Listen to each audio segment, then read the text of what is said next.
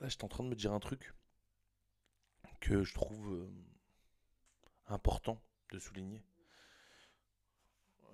Quand on est entrepreneur, business en ligne, et qu'on vend prestations de services, consulting, coaching, je trouve que c'est ultra, ultra, ultra important de, de passer pour une merde.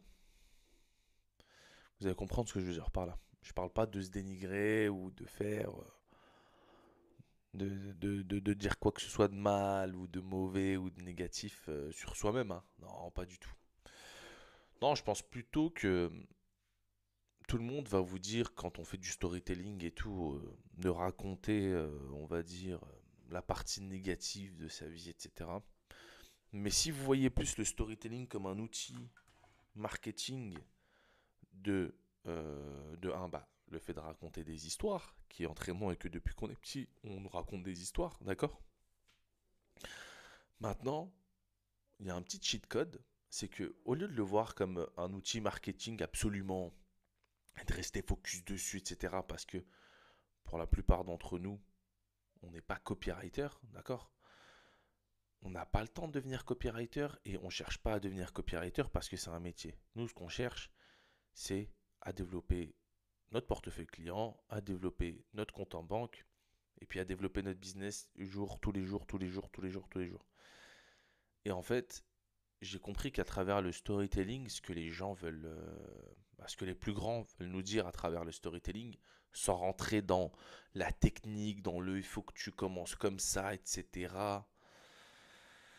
Je pense plutôt que c'est un moyen de se livrer. C'est comme faire du journaling. Et en général, beaucoup, beaucoup, beaucoup, beaucoup de personnes comme Danko, c'est lui le plus gros que je connaisse. Les autres, j'ai oublié leur nom. Parce que pour savoir écrire, par exemple, sur X, moi, je me suis pas formé chez lui. Enfin, j'ai pris une de ses formations, mais c'est vraiment pas lui sur qui je me suis appuyé. Euh, En fait, ils font beaucoup de journaling. Et en fait, quand on fait du journaling, c'est simplement pour mettre des mots sur ses pensées, pouvoir les formuler à l'écrit, enfin pouvoir les écrire, ensuite pouvoir formuler les écrits à l'oral, d'accord. Et en fait, si on regarde bien, le storytelling, c'est juste le fait de raconter sa vie, d'accord. Sauf que quand on raconte sa vie, il se passe plusieurs choses. On peut faire plein de choses. C'est comme dans nos rêves où, en fait, il se passe des trucs inimaginables. Po- Tout le possible est inimaginable, hein. Et en fait, quand on raconte son histoire comme ça, c'est un truc que moi je kiffe de ouf. C'est le fait de se livrer, c'est le fait de pouvoir tourner une histoire comme nous on le veut. Je donne un exemple. J'étais en Colombie il y a quelques années et je me fais racketter mon téléphone. D'accord. Je me fais racketter mon téléphone et tout. Euh, donc il m'est rien arrivé de grave et tout. Donc au final, je vais pas vous raconter l'histoire dans le détail parce que c'est pas le but, mais en fait, je me fais prendre mon téléphone à la fin. J'ai plus mon téléphone portable, je dois rentrer chez moi, à l'hôtel, j'ai plus mon tel, donc j'ai plus ma carte. Je crois que j'ai fraudé le métro, etc. Et en fait, au lieu de me dire putain, j'ai perdu mon tel, et franchement, c'était une galère parce que le téléphone là, chez Apple, je sais pas ce qui s'est passé, il était considéré comme le téléphone mère de mes produits Apple.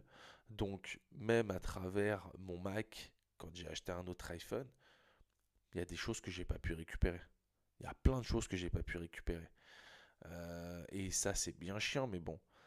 En fait, au lieu de voir, j'aurais pu vous raconter l'histoire comme si c'était quelque chose, une histoire de fou, et vous dire ouais, je me suis fait voler mon téléphone, n'allez pas en Colombie, n'allez pas à Medellin, c'est ultra dangereux. Alors que pas du tout, hein. C'est vraiment une destination ultra calme, ultra tranquille. Les gens sont super bienveillants et tout.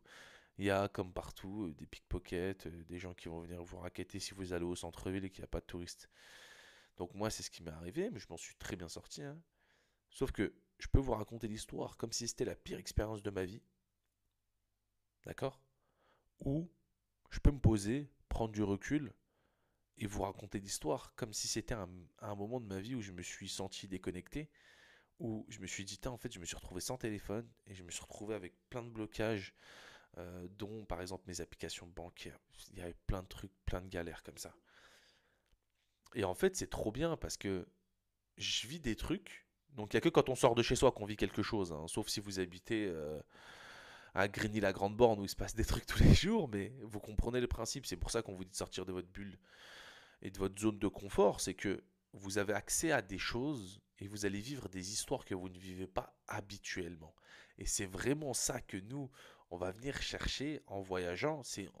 En plus de découvrir, d'augmenter sa culture, de grandir, de-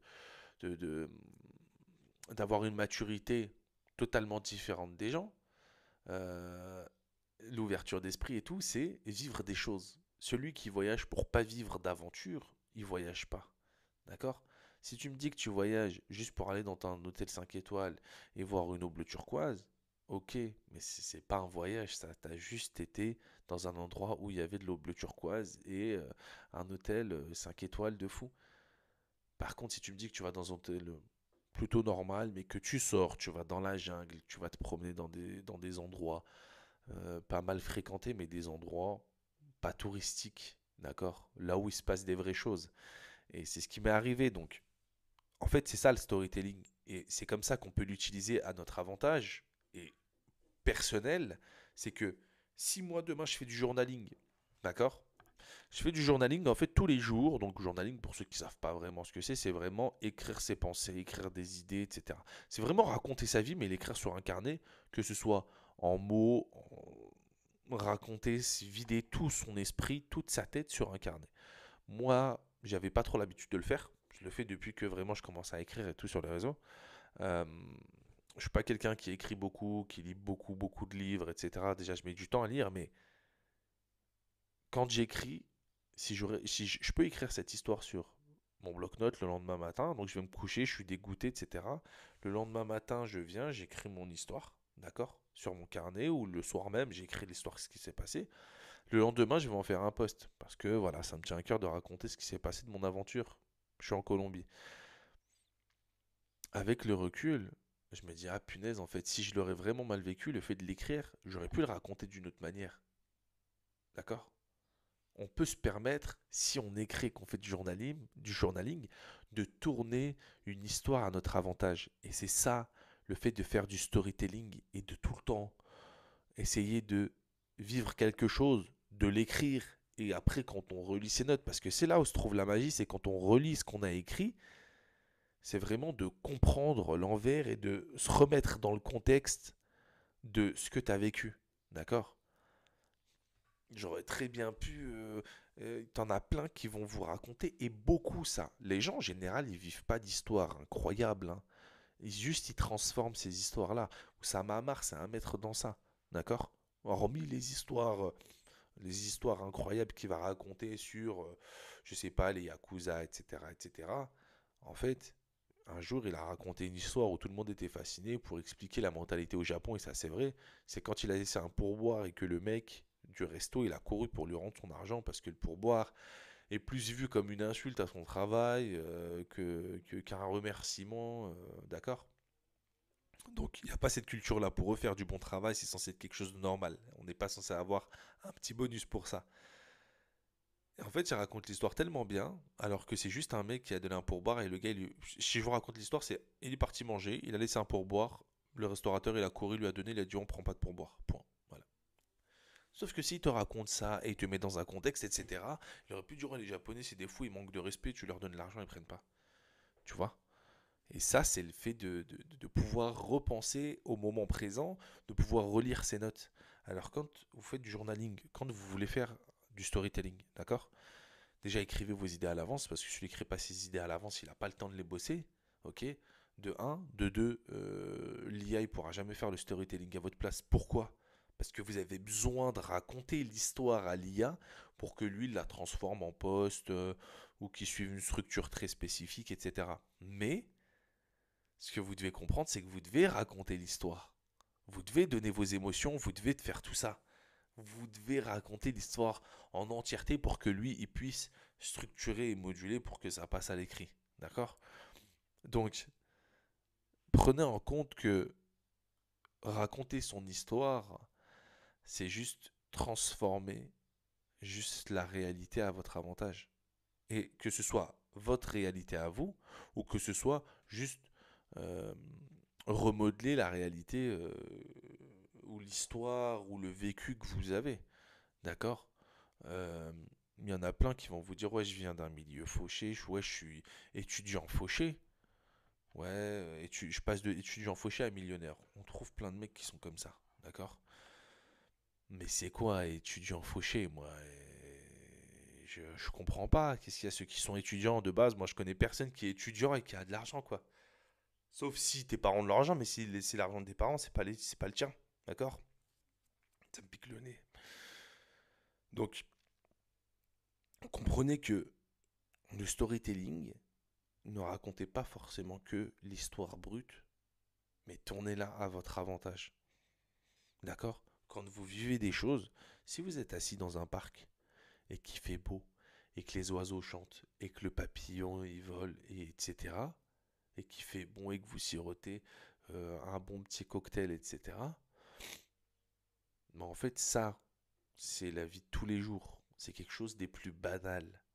Par contre, si là, vous commencez votre histoire comme ça et qu'après vous racontez une pensée que vous avez eue ou à quoi vous pensez à ce moment-là, ou qu'est-ce que ça a provoqué chez vous après, d'accord? C'est ça que les gens, ça intéresse. Parce que t'en as plein qui vont se poser dans un parc, qui rentrent chez eux, il se passe rien dans leur tête. D'accord? Or, si vous vivez quelque chose et que vous êtes assis dans un parc et après vous rentrez chez vous et d'un coup, je sais pas, ça vous a fait tellement de bien que vous vous retrouvez devant votre ordinateur et que vous bossez comme des fous et vous dites, ouah, mais une autoroute d'idées, de pensée, de développement, de structuration, de juste parce que vous avez goûté une heure à la nature, tranquillement posé. C'est peut-être pas ça qui a causé ça, hein, mais ça fait partie de l'histoire, d'accord? Donc, ce que je veux que vous compreniez, quand tout le monde vous dit de raconter vos histoires, et moi y compris, il y a une manière de le faire. Racontez vos histoires à votre avantage, d'accord? Et il faut comprendre une chose. Quand on vous dit de raconter vos faiblesses par rapport à quand vous racontez vos échecs, vos peurs, etc., il faut comprendre, il faut revenir aux bases des Disney, euh, de tous les Marvel, etc., qui ont des histoires, voilà, on va dire, belles à la fin. C'est que dans toutes les histoires, il y a une galère. C'est pour ça que tout le monde vous dit de raconter vos galères. Mais racontez pas juste vos galères. Ouais, je suis en dépression, les mecs. J'arrive pas à bosser, je trouve pas assez de clients. Je suis stressé, j'ai un crédit sur le. Bah, à la fin, faut bien qu'il y ait une chute. Sinon, là, c'est juste vider son sac. C'est pas raconter une histoire, ça, c'est raconter un fait. C'est juste un fait. Donc, quand il se passe une histoire, c'est un début, un milieu et une fin. Et l'intrigue est censée être la peur, ou le stress, ou la tristesse. Mais c'est vraiment ça qui fait que. Ok? C'est vraiment, vraiment, vraiment ça qui fait que. Ne croyez pas tout ce que vous voyez, tout ce que vous lisez. C'est le seul moment où vous devez parler de votre peur, de votre échec, etc. C'est l'intrigue de l'histoire. Parce que si vous commencez par je suis en dépression, non, on peut mettre le avant, du coup j'étais en dépression, on raconte l'histoire et le après. Ouais, je suis en pleine forme. Qu'est-ce qui s'est passé entre? D'accord, mais le storytelling, c'est pas juste raconter une histoire et c'est tout. Déjà, raconter l'histoire, vous pouvez la raconter de plusieurs manières, comme les mecs qui font du stand-up. Les stand-uppers, pourquoi ils font des tournées dans des petites salles, etc. Même pour à la fin faire un gros truc, par exemple, à l'Olympia ou autre, et que là c'est filmé, c'est qu'en fait ils bossent le même texte tout le temps, tout le temps, tout le temps, de différentes manières, avec différents angles, avec différents morceaux d'histoire, différentes blagues, mais ils ont la ligne directrice et tout 80% du contenu. 20% de leur spectacle, il est bossé tout au long de l'année, jusqu'à ce qu'ils reviennent à l'Olympia faire le gros spectacle qui sortent et que là c'est tourné et que là ça en fait un film, que là ça en fait un DVD, etc. etc. Donc racontez vos histoires, tous les mois, racontez une histoire, tournez-la, changez l'angle, etc. On vit pas un milliard de trucs tous les jours. Surtout quand on fait du business en ligne et qu'on commence, qu'on fait nos premiers 2000, 3000 euros par mois et qu'on commence à scale et qu'on a envie de scale, on est cloîtré derrière l'ordinateur et on bosse comme des acharnés parce qu'on a envie de faire 10, 20, 30, 50, 100 000 par mois. Donc, restez focus sur le fait de, quand vous faites du storytelling, c'est plus qu'un élément marketing. C'est un moyen de se raconter à nous notre propre histoire. C'est un moyen de grandir à travers notre histoire. Parce que si vous vivez quelque chose et que vous n'avez pas le recul pour voir ce qui s'est passé derrière, votre histoire, elle sert à rien. D'accord? J'ai mon nez qui coule. Donc, vraiment, allez-y à fond. euh, allez-y à fond. Racontez vos histoires. Vivez des trucs. C'est pour ça que moi, je vous dis de voyager. C'est que j'ai 1 milliard d'histoires à raconter de mes voyages. Certains qui vont pas m'aider à raconter, je ne les raconterai pas. Mais j'ai vécu plein de trucs. Donc, si dans ta vie tu trouves que tu vis pas assez de choses, c'est que tu sors pas assez de chez toi. C'est simple. Et quand je dis chez toi, ça peut être ton environnement, ça peut être ta ville, ça peut être ton truc. D'accord? Si vous avez rien à raconter, si vous n'avez pas d'histoire, alors dans ce cas, sortez de chez vous et allez vivre quelque chose. Allez vivre quelque chose de différent et vous verrez que vous aurez une histoire à raconter de votre expérience. D'accord? Et aussi tirer les, les histoires à votre avantage. N'oubliez pas, on pourra vous reconnaître par rapport à votre histoire. Il y a des mecs qu'on connaît par rapport à leur histoire. Le mec de Mythique, on le connaît parce qu'on te dit qu'il était passé de SDF à multimillionnaire, voire milliardaire. Ok? Yomi Denzel, c'est vraiment été le garant de étudiant fauché à millionnaire. Mais étudiant fauché de quoi? C'est ça que je veux vous dire. Donc, vous avez votre histoire, tournez-la à votre avantage, appuyez-vous dessus et montrez au monde d'où vous venez, ce que vous avez fait pour en arriver là où vous êtes aujourd'hui et ce que vous allez faire pour arriver là où vous voulez aller. C'est tout. C'était Abou. À demain. Allez, ciao, ciao, on attend votre histoire.